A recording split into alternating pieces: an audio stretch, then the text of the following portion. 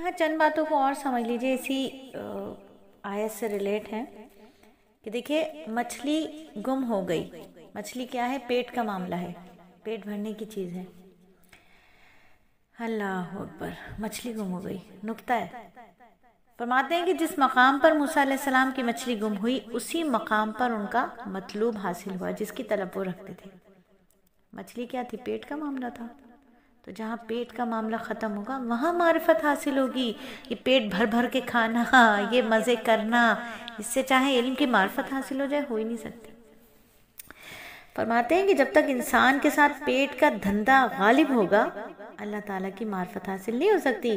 तो बड़ों को चाहिए कि अगर छोटों से कोई भूल चूक हो जाए तो उसे नज़रअंदाज कर दे, जैसे हज़रत योशे को कोई डांट नहीं पड़ी। तो इस वाक़े से क्या मालूम हुआ कि फाजिल के लिए तालिब बनने में बड़ी दुश्वारी पेश आती है। जो पहले से इतना इल्म हासिल रखते हैं, वो तालिब इल्म बनते हैं तो उनको बड़ी दुश्वारी पेश आती है, बड़े मुजाहिदे आते हैं उनको।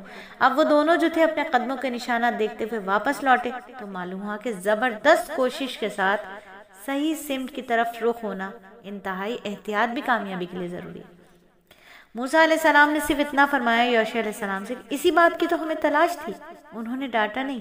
इससे क्या मालूम हुआ कि जो अपने से छोटे हैं, ठीक है, जो हमारे अंडर सुपरविजन है, और अगर वो माजरत कर लें तो उनकी माजरत को कबूल कर लेना चाहिए। और वो दोनों अपने कदमों के निशाना देखते हुए वापस लौटे। तो इससे मालूम हुआ कि दुनियावी दीनवी मामलात में भी फिक्र और अकल से काम लेना चाहिए। और ये भी मालूम होता है कि अंबिया कराम के चलते वक्त इक़दाम, उनके जो कदम मुबारक है, उनके आसार होते हैं, ठीक है। तो अब वो चले हैं वापस।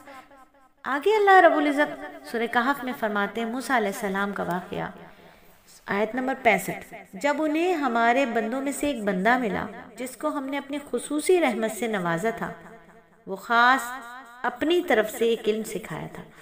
यानी हज़रत खिज़र अलैहिस्सलाम से मुलाकात हो रही है। अल्लाह फरमा रहे हैं कि जब मूसा अलैहिस्सलाम और योशे अलैहिस्सलाम को हमारे बंदों में से एक बंदा मिला, और वो बंदा कौन है? जिसको अल्लाह रब्बुल इज़्ज़त ने, यानी हमने अपनी खुसूसी रहमत से नवाजा था और ख़ास अपनी तरफ से इल्म सिखाया था। यानी हज़रत खिज़र अलैहिस्सलाम को अल्लाह रब्बुल इज़्ज़त ने अपनी तरफ से इल्म सिखाया था। उस इल्म को क्या कहते हैं? इल्मे लुदनी। उस इल्म को क्या कहते हैं? इल्मे लुदनी कहते हैं, ठीक है। लेकिन ये खिज़र अलैहिस्सलाम कौन थे? खिज़र अलैहिस्सलाम का तारुफ क्या है?